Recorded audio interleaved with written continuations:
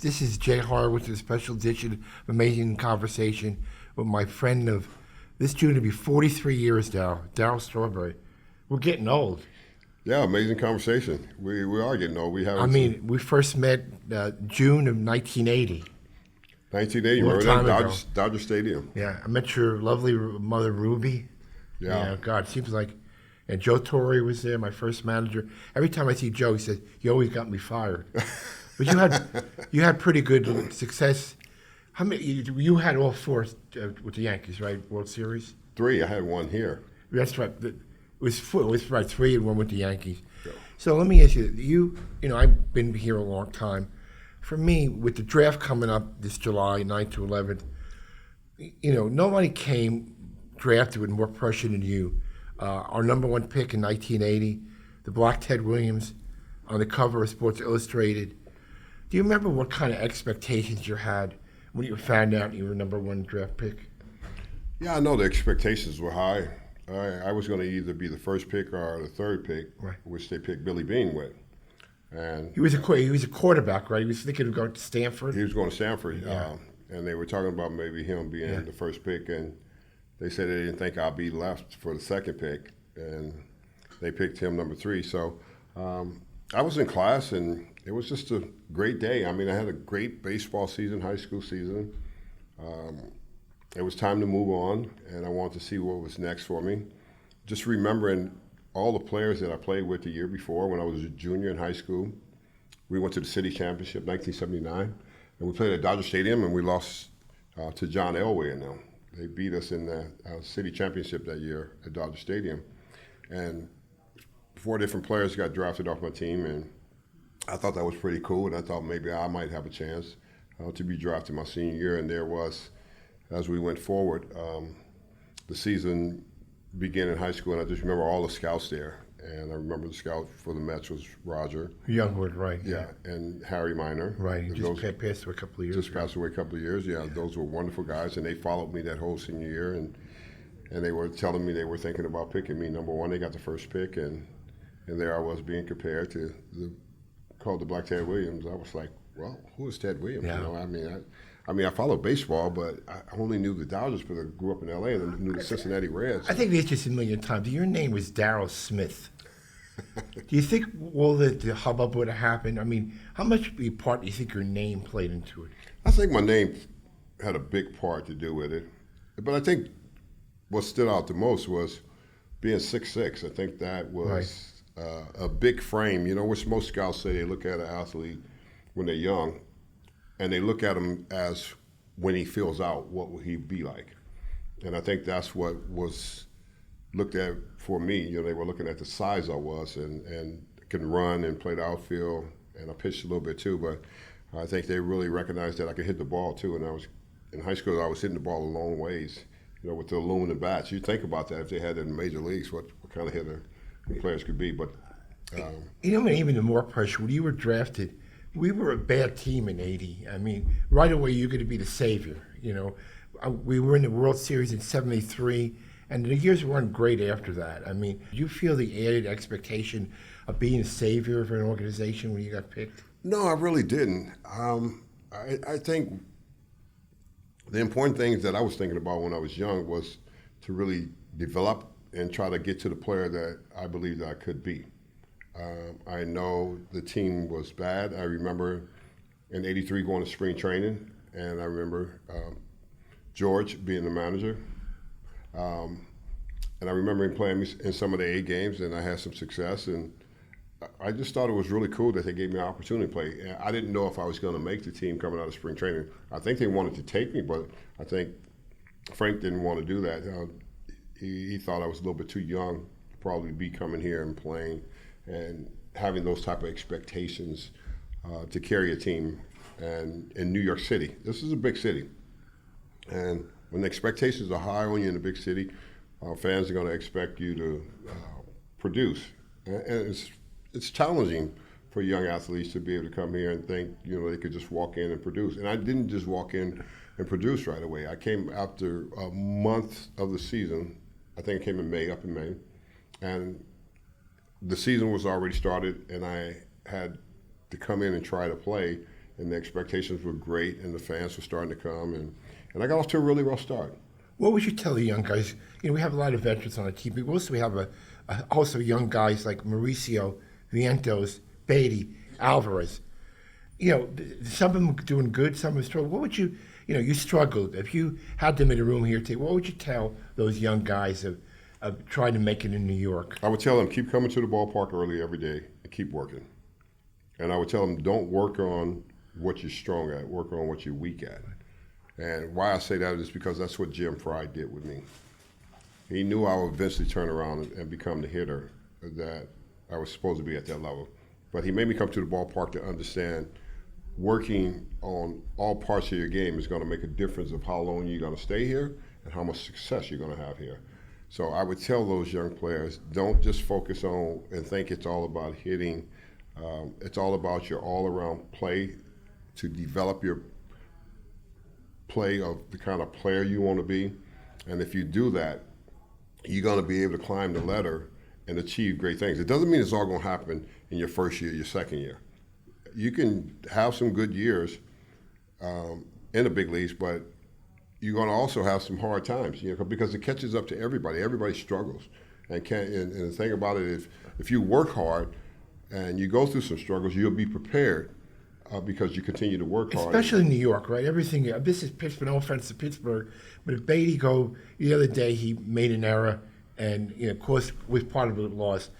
It's 100% more magnified in New York than in other places, right? Well, of course it is. I mean, it's the spotlight, but it's part of it. It's part of playing in a big city. You're going to make mistakes, and can you handle the pressure? And that's what young players have to learn. It's a lot of pressure here. The fans are going to get on you, but it's not personal. I never took it personal when the fans booed me. When they were booing me, I took it as I need to play better. And I realized that they saw the talent that I had and they wanted me to play better. And I understood that. And I think that's what guys have to learn about. You took on the fans in Boston specifically, I remember. The chant, That's a different you would be waving up and down, Darryl, Darryl, Darryl. That's a different animal there, when we go. But it's part of the same thing, no? Part of the same thing. And I didn't make a big thing out of it. Everybody else was making a big thing out of it. They said, well, what do you think about the fans chanting your name like that? I said, well, at least they know I'm in the ballpark. That's the way I kind of looked at it. I think some players take that personal, and I really don't feel that way about fans. I've always felt like they're part of what we're doing. And when you go on the road, fans should boo you because to me it always meant if they're booing you, that means you're good. Yeah. If they're not saying nothing about you, then oh well. When we brought you up in early May of '83, again, we were a bad team again. And I always felt that, that one of the mistakes I made, I opened you up to every interview, you were going to be the savior, in the Mets. And how hard was that, to expect you to hit a home run every time out, to do, and then it's a little bit better when Keith got here, right? That took a little bit of the pressure off. Yeah, I wouldn't say it was that hard, to be able to overcome that. I think that was part of the learning curves for me. I needed to learn that. I needed to learn that if I was going to play at the highest level, at the major league level, they expect me to do well. And I expected myself to do well, too, once I got going. There's no doubt about it. Like I said, it's a up and down roller coaster ride that players go on, but I just didn't want to stay on the down. I wanted to stay on the upside.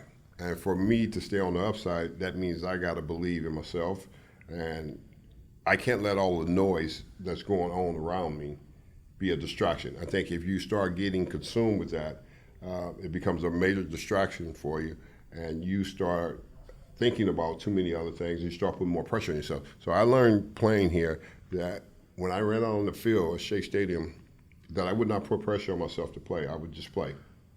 Carol, another thing that happens in July is the All-Star game. '84 was your first All-Star game. Do you have any memories of the first game and how you felt when they told you were selected and starting and stuff like that later on? It was like a big dream. When you think about it, and I watched baseball for so long growing up, and baseball has always been my favorite sport. But it was a major dream to me to be able to know that I was going to the All-Star game in '84. I had watched so many All-Star games. That was Houston, right? If my memory, that was Doc pitching that game? That was Doc pitching that game. Yeah, I had so many great memories of just watching baseball and seeing the All-Star game and realizing that one day I wanted to be there. When I was a kid growing up, I was always watching baseball, and I was always thrilled about Major League Baseball, and I was always thrilled about the All-Star game and seeing that classic in the middle of the season and say one day, I want to play in this and I want to be a part of this. And that was, you remember who told you made the team? Was it Davey, or probably it was Davey? No, I mean. No, I think it was you, wasn't it? Oh, it was me. I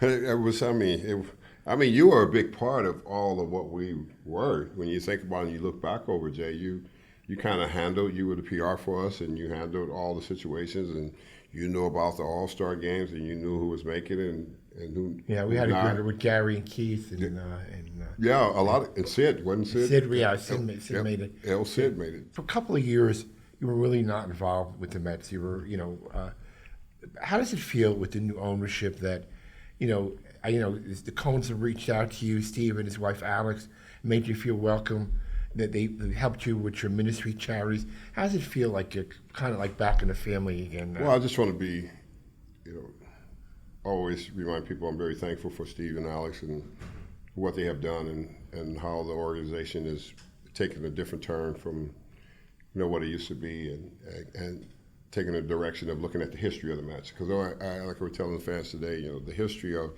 the New York Mets, they had some really pretty good players here. And some guys that did some great things and some guys that were able to accomplish a whole lot. And for me to be here 8 years and be on the 7-time All-Star and win the championship and Rookie of the Year and be a part of, the success each year of the teams we had was exciting for me and was exciting for the fans because it was the fans the ones that poured out to see us play. And now you have the owners, that are taking the front step of bringing the players back that meant so much to the fans here. And I think it means a lot to all of us to receive that and the support, I got from my golf outing of the Mets, donating things and helping me with that has really been a your blessing. life is an open book. I mean, everybody knows your life. Is it 20 years you alcohol free? Yes. That this June I was at a great tournament, raised money for the Strawberry Ministry. You with Tracy administers, 15, 16, 17 guys from the '86. Bertie Williams was there. Gary Sheffield. What does it make you feel like to be part of something like that? Let me say, the question I always get sometimes, don't you think Strawberry good should be in the Hall of Fame? My response is maybe not. But what these guys are doing now today, especially you, is better in the Hall of Fame. You're affecting people's lives, making things better, try to help a kid with an addiction. This is what life is all about. Yeah, I mean, life has more to it than just to say, look at me. I was a great baseball player and put on a uniform and excelled and achieved all these great things. Had I not got derailed, my life would have been different for us, the baseball standpoint. But from the life of who I am today and the man that I am today, I get to do some really cool things. I get to stand on some really incredible platforms and really help a lot of people. Speaking of that, you told me today, a week or two, you're going to go to a maximum security prison in Pennsylvania, right? Yes. To speak to convicts there. July 13th, 14th, Yeah. I'll be in the maximum security prison. That's just like the first time you've done that. No, I do a lot of those up in Pennsylvania, right by Penn State. It's right next to Penn State, actually. It's a big prison, and I saw it one time when I was up there doing some ministry work. And I said one day to myself, I'm going to go into that prison and minister to the inmates in there. So I'm headed there this year. I finally got that door open where the chaplain got out, found out I wanted to speak there, and he reached out to me, and it finally worked out. And so I'm excited about it. I'm always excited about it when I go behind the gates like that, and inmates, 2,500, 2,800 inmates on the ground, and I get to go there. The wardens, they let me come in, and they just freely let me bring hope. Out of 365 days, how many days do you think you're on the road for? Probably about 260 or 70 times out of the year. So my wife really loves me. So she loves me when I come home. So it's a good thing. And people say, well, how does it work in your life day to day? Well, first of all, we're not kids. I'm 61. So we're a lot older now and more Two-time mature. cancer survivor. Two-time cancer survivor. And we have a lot of work to do. My wife is very busy, 24/7. She works at the church, and she's always helping somebody.